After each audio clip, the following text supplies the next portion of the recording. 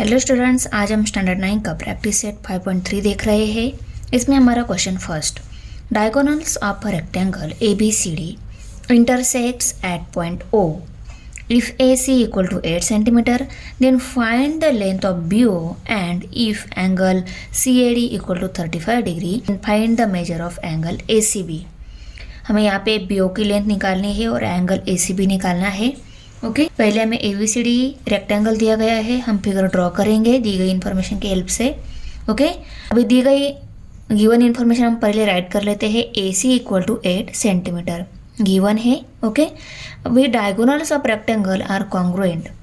ये जो डायगोनल रहते हैं रेक्टेंगल के, ये कॉन्ग्रुएंट्स मीन्स इसकी और इसकी लेंथ सेम रहती है, इसलिए हमने BD equal to AC right कर लिया। BD इक्वल टू AC बराबर। अभी देखो, AC की लेंथ दी गई है 8 सेंटीमीटर, BD और AC इक्वल है, तो BD की भी लेंथ कितनी रहेगी? 8 सेंटीमीटर ही रहेगी, तो यहाँ पे हमने राइट कर लिया। ओके, BO इक्वल टू क्या रहता है? Half of BD। BD की हाफ BO के इक्वल है, BD की हाफ इस BO के इक्वल है। करेक्ट है।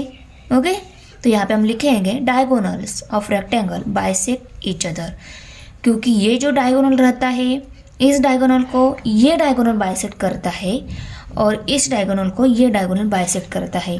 Bisect means perfectly two part में डिवाइड। इसको ये कर रहा है डिवाइड परफेक्टली टू पार्ट में, और इसको ये डायगोनल परफेक्टली टू पार्ट में डिवाइड कर रही है। Therefore BO equal to half of BD की जगह हम 8 ही वैल्यू पुट करेंगे, क्योंकि हमें BD इक्वल टू 8 सेंटीमीटर मिला है। ओके, BD की वैल्यू हम यहाँ पे पुट कर देंगे, तो BO equal to half into 8 लेना होगा। तो देखो 2 1 जार 2, 2 4 जार 8, कितने आ गए? 4। 1 मल्टीप्लाई बाय 4, 4 आ गए। BO की वैल्यू मिल गई 4। BO हमें मिल गया। अभी हमें एंगल ACB निकालना है। Segment AD parallel segment BC। AD and BC ये पैरेलल सेगमेंट भी है। Okay, opposite sides of rectangle are parallel. ये AD BC अपोजिट साइड है, वो ऑलवेज क्या रहती है? पैरेलल रहती है। हमने राइट कर लिया। ओके, अभी line AC is the transversal. ये AC इस AD एंड BC लाइन पर ट्रांसवर्सल है। अभी ये एंगल DAC 35 डिग्री है, तो एंगल ACB ये भी एंगल 35 डिग्री आएगा, क्योंकि अल्टरनेट एंगल हो रहा है और अल्टरनेट एंगल ऑलवेज कॉन्ग्रुएंट्स रहते हैं। तो यहाँ पे हम लिखेंगे angle DAC congruents angle ACB। यहाँ पे हम लिखेंगे अल्टरनेट एंगल्स। ओके, और अल्टरनेट एंगल ऑलवेज कॉन्ग्रुएंट्स रहते हैं। दो पैरेलल लाइन पे अपोजिट डायरेक्शन में है, इसलिए वो अल्टरनेट एंगल है। देयरफॉर DAC और ACB कॉन्ग्रुएंट से। DAC हमें 35 डिग्री दिया है, यहाँ पे हम गिवन लिखेंगे। DAC एंड CAD इक्वल ही रहता है, नहीं तो आप लोग बोलोगे मैम गिवन तो CAD दिया हुआ है, आप यहाँ पे DAC लिख रहे हो। दोनों सेम ही है, आप DAC लो या CAD लो, एंगल तो वही आता है। ओके, इसलिए DAC इक्वल टू 35 डिग्री हमने गिवन राइट कर लिया। ये दोनों कॉन्ग्रुएंट से DAC 35 डिग्री है, तो ACB क्या रहेगा? 35 डिग्री ही रहेगा। तो हमें एंगल भी मिल गया और BO लेंथ भी मिल गई। यहाँ पे हम राइट कर लेते हैं BO equal to 4 centimetre, angle ACB equal to 35 degree. Question number 2 है, in a rhombus PQRS, if PQ is equal to 7.5 centimeter, then find QR. If angle QPS is equal to 75 degree, then find the measure of angle PQR and angle SRQ. Okay, देखो PQ 7.5 दिया है, QR हमें निकालना है। QPS angle 75 degree दिया है, angle PQR and angle SRQ हमें निकालना है। PQRS क्वाड्रेटर ड्रॉ कर लिया। ये QPS एंगल हमें 75 डिग्री दिया है, उसको नोट कर लिया। PQ साइड 7.5 सेंटीमीटर दी है, उसको राइट कर लिया। PQ is equal to 7.5 centimetre ये गिवन है। क्यू आर हमें निकालना है, ये रोम्बस है, रोम्बस की सभी साइड ऑलवेज कॉन्ग्रुएंट्स रहती है। ये 7.5 है, ये अदर 3 साइड भी 7.5 सेंटीमीटर ही रहेगी। Congruents means equal. ओके, तो P Q equal to Q R equal to 7.5 centimetre side of a rhombus. Okay, therefore Q R equal to 7.5 centimetre side हमें मिल गई। हमें अभी पी क्यू आर एंगल निकालना है।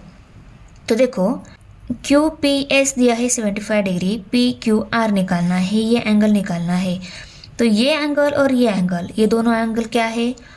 एडजेसेंट एंगल है। Adjacent angle की एडिशन ऑलवेज 180 डिग्री रहती है।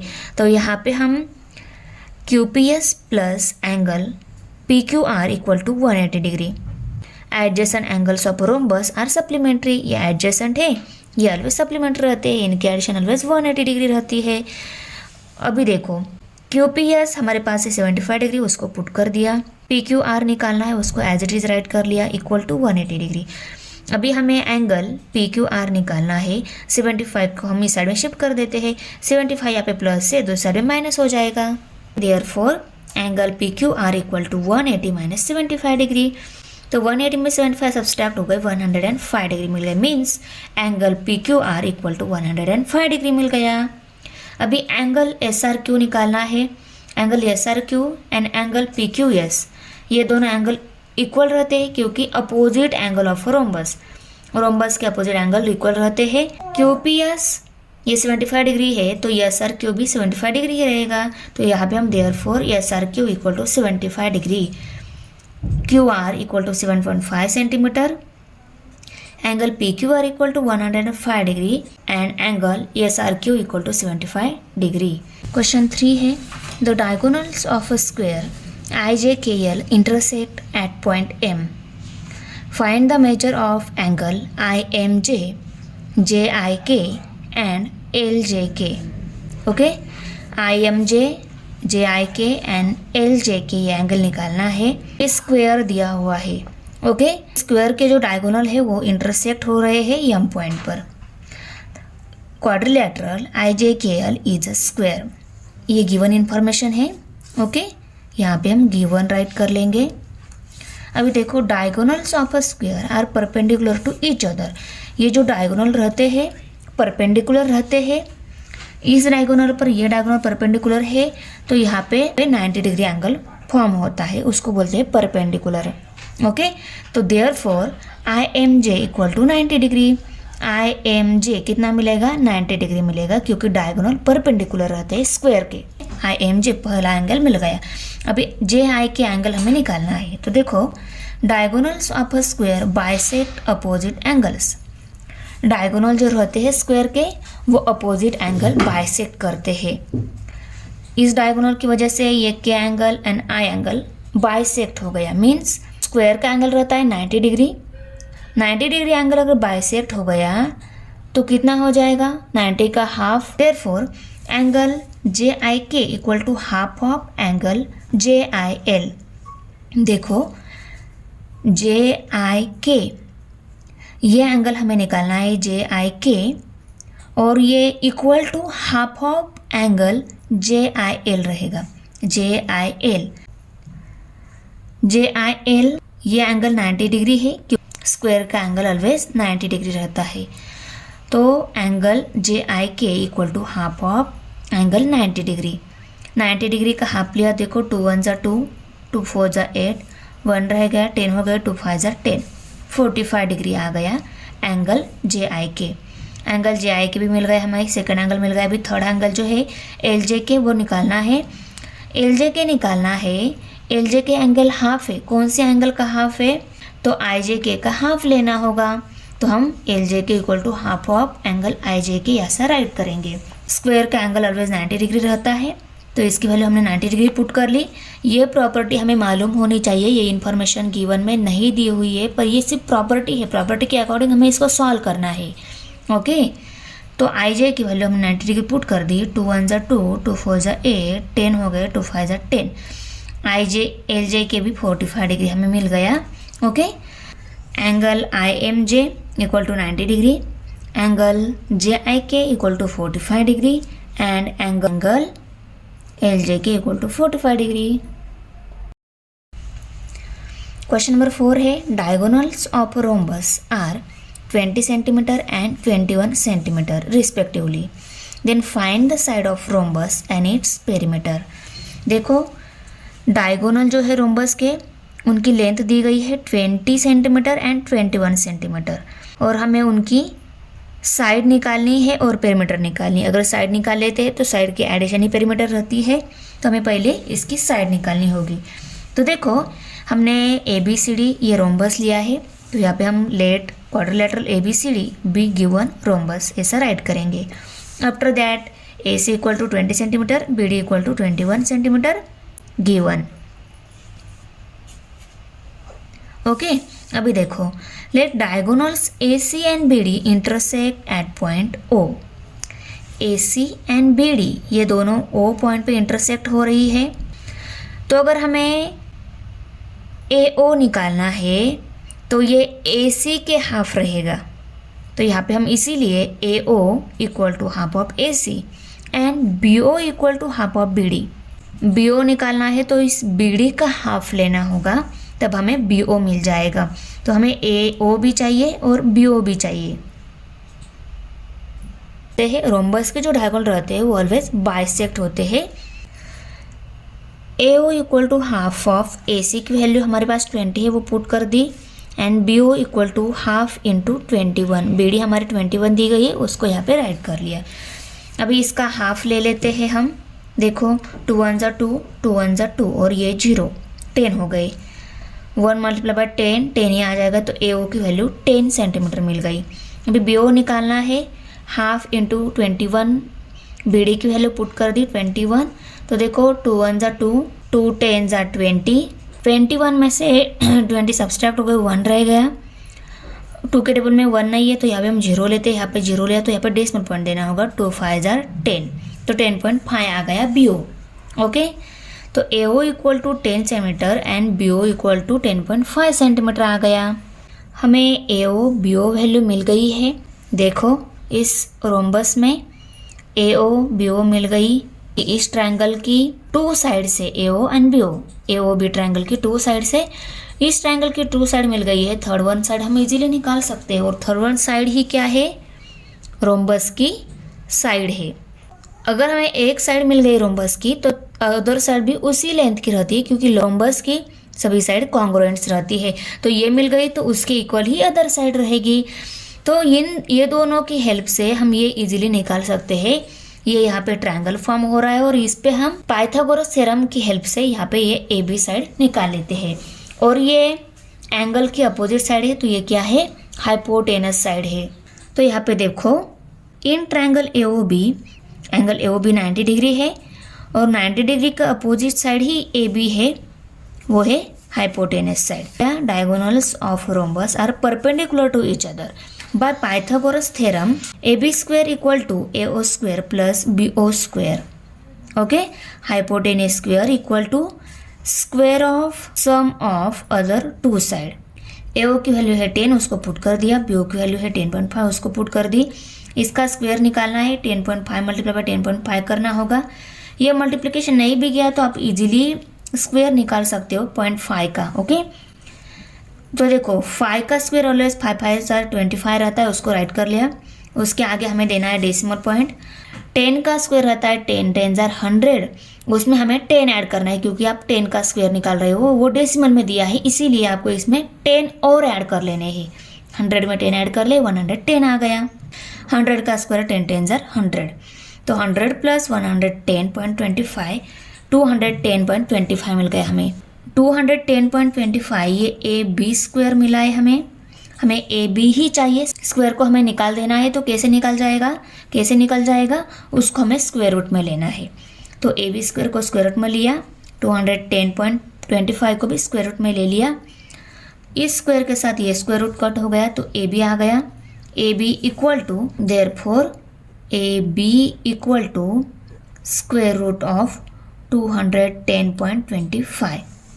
अभी देखो ये 210.25 ये कौन सी नंबर का स्क्वायर है, ये अगर किसी नंबर का स्क्वायर है तो स्क्वायर रूट 210.25 की जगह हम वो नंबर पुट करेंगे तो ए बी का वही आंसर रहेगा। जैसे हमने 5 का स्क्वायर 25 राइट कर लिया, वैसे ही 25 का स्क्वायर रूट 5 आता है, वो पहले हम लिखेंगे। डेसिमल पॉइंट है, डेसिमल पॉइंट देंगे। और ये कौन सी नंबर के नज़दीक का स्क्वायर मिल रहा है, ये 14 का जो स्क्वायर है उसके नज़दीक वाला नंबर है।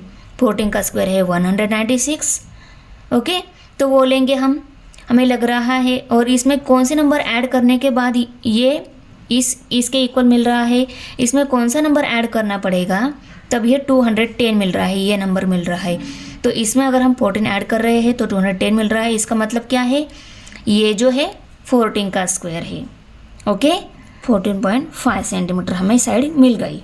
Sides of rhombus equal to A B equal to 14.5 centimetre मिल गई। Therefore B equal to B C equal to C D equal to A D, और सभी इक्वल टू कितने हैं 14.5 centimetre. Sides of rhombus are congruent, ये rhombus की side है, सभी कॉन्ग्रुएंट है और सभी 14.5 सेंटीमीटर है। अभी हमें रोम्बस की पेरीमीटर भी निकालनी है। Perimeter of the rhombus equal to 4 into sides. 4 into side जो है 14.5 मिली है, वो वैल्यू पुट कर दी हमने। 4 मल्टीप्लाई बाय 14.5 किया तो 58.0 मिलता है, मीन्स वो 58 ही है, 58 centimetre. Sides of rhombus is 14.5 centimetre. Perimeter of rhombus is 58 centimetre. Question 5 है, state with reason whether the following statement are true और फॉल्स। ये ट्रू और फॉल्स में बताना है, ओके। तो देखो पहला है every parallelogram is a rhombus, ये फॉल्स है, क्योंकि अगर हमें सभी पैरेललोग्राम को रोम्बस बोलना है तो रोम्बस की जो डेफिनेशन है वो पैरेललोग्राम में फॉलो होनी चाहिए। तो रोम्बस की क्या डेफिनेशन है, अगर कोई भी क्वाड्रिलेटरल, कोई भी 4 साइड वाला शेप है, उसकी सभी साइड अगर कॉन्ग्रुएंट्स रहती है तो उसको हम बोलते हैं रोम्बस। तो रोम्बस की सभी साइड कॉन्ग्रुएंट्स है, पर पैरेललोग्राम की सिर्फ अपोजिट साइड ही कॉन्ग्रुएंट्स रहती है, ये कॉन्ग्रुएंट्स और ये कॉन्ग्रुएंट्स, ओके। इसीलिए हम सभी पैरेललोग्राम को रोम्बस नहीं बोल सकते। तो लिखेंगे in a rhombus all side are congruent, whereas in a parallelogram only opposite sides are congruent, hence every parallelogram is not a rhombus. Question 5 में second number, every rhombus is a rectangle. सभी rhombus को हम rectangle बोलेंगे क्या, तो देखो सभी rhombus को अब रेक्टेंगल तब बोल सकते हैं जब रेक्टेंगल की डेफिनेशन इसमें फॉलो होती हो। तो रेक्टेंगल की डेफिनेशन क्या है, कोई भी 4 साइड वाली शेप, उसके अगर सभी एंगल राइट एंगल है, सभी एंगल 90 डिग्री है, तो उसको हम बोलते हैं रेक्टेंगल। सभी रोम्बस के एंगल भी राइट एंगल होने चाहिए, तभी हम उनको रेक्टेंगल बोल सकते हैं। पर देखो रोम्बस के सिर्फ अपोजिट एंगल कॉन्ग्रुएंट्स रहते हैं, 90 डिग्री भी हो ही नहीं सकते, ओके। इसीलिए हम इसको रेक्टेंगल नहीं बोल सकते। तो यहाँ पे हम लिखेंगे in a rectangle all angles are of measure 90 degree, whereas in a rhombus it is not necessary। Rhombus में ऐसा हो ही नहीं सकता कि वो 90 डिग्री है, that all angle are of measure 90 degree। Every rectangle is a parallelogram। Parallelogram की जो डेफिनेशन है वो रेक्टेंगल में फॉलो होनी चाहिए। पैरेललोग्राम में हम क्या बोलते हैं, पैरेललोग्राम की अपोजिट साइड पैरेलल रहती है। तो ये रेक्टेंगल जो है उसकी भी साइड पैरेलल अगर है तो हम बोल सकते हैं एवरी रेक्टेंगल इज पैरेललोग्राम। तो ये ट्रू है, ओके। यहाँ पे हम लिखेंगे a quadrilateral is a parallelogram if its opposite side is parallel. In a rectangle opposite side are parallel, hence every rectangle is a parallelogram. देखो क्वेश्चन नंबर 4 जो है, every square is a rectangle. सभी square को हम rectangle कब बोलेंगे, rectangle किसको बोलते हैं हम, जिस क्वाड्रिलेटरल की सभी एंगल्स 90 डिग्री रहते हैं उसको हम रेक्टेंगल बोलते हैं। तो स्क्वायर के भी अगर एंगल, सभी एंगल 90 डिग्री है तो सभी स्क्वायर को हम रेक्टेंगल बोलेंगे, ओके। तो ये ट्रू है क्योंकि रेक्टेंगल के सभी एंगल 90 डिग्री रहते हैं और स्क्वायर के भी सभी एंगल 90 डिग्री ही रहते हैं। तो देखो ये स्क्वायर है, ये रेक्टेंगल है, इसके angle 90 degree means right angle रहते हैं। रेक्टेंगल के सभी एंगल राइट एंगल है और स्क्वायर के भी सभी एंगल राइट एंगल है, इसीलिए हम सभी स्क्वायर को रेक्टेंगल बोल सकते हैं। A quadrilateral is a rectangle if all its angle are right angles. A square has all of its angle right angles, hence every square is a rectangle. 5 number question, every square is a rhombus. सभी square को हम rhombus कब बोलेंगे? Rhombus की जो definition है वो अगर स्क्वायर में फॉलो होती है, सभी स्क्वायर को हम रोम्बस बोल सकते हैं. तो रोम्बस की क्या डेफिनेशन है?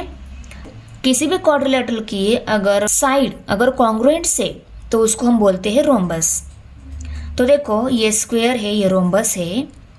स्क्वायर की भी सभी साइड कॉन्ग्रुएंट से, रोम्बस की भी सभी साइड कॉन्ग्रुएंट से, तो हम सभी स्क्वायर को रोम्बस बोल सकते हैं. तो यहाँ पे हम लिखेंगे quadrilateral is a rhombus if its all sides are congruent. In a square all sides are congruent. In a square all sides are congruent. Hence every square is a rhombus. Question 6 है, every parallelogram is a rectangle. सभी parallelogram को हम rectangle बोल सकते हैं क्या? Rectangle की definition अगर पैरेललोग्राम में फॉलो होती है तब हम सभी पैरेललोग्राम को रेक्टेंगल बोल सकते हैं. तो रेक्टेंगल की डेफिनेशन क्या है? देखो, अगर कोई भी क्वाड्रिलेटरल, कोई भी 4 साइड वाला शेप, अगर उसके एंगल्स राइट एंगल है तो वो रेक्टेंगल रहता है. तो पैरेललोग्राम में ऐसा रहता है क्या? सभी एंगल राइट एंगल रहते हैं क्या? सभी एंगल 90 डिग्री रहते हैं क्या? नहीं. तो ये फॉल्स है. देखो ये पैरेललोग्राम, ये रेक्टेंगल, रेक्टेंगल के सभी एंगल्स राइट एंगल रहते हैं. ये ABCD और ये PQRS. तो पैरेललोग्राम में सिर्फ अपोजिट एंगल ही कॉन्ग्रुएंट्स रहते हैं, सिर्फ अपोजिट एंगल कॉन्ग्रुएंट्स रहते हैं, इसीलिए ये फॉल्स है. तो यहाँ पे हम लिखेंगे a rectangle is a parallelogram if all angles are right angles. In a parallelogram it is not necessary that all angles are right angles. Hence, every parallelogram is not a rectangle. Thanks for watching video. इयत्ता 9वीच्या Marathi semi आणि इंग्रजी या माध्यमांच्या सर्व विषयांच्या स्वाध्यायाच्या नवनवीन व्हिडिओसाठी चॅनलला subscribe नक्की करा. व्हिडिओला लाईक करा, कमेंट करा आणि वर्गमित्रांना शेअर करा.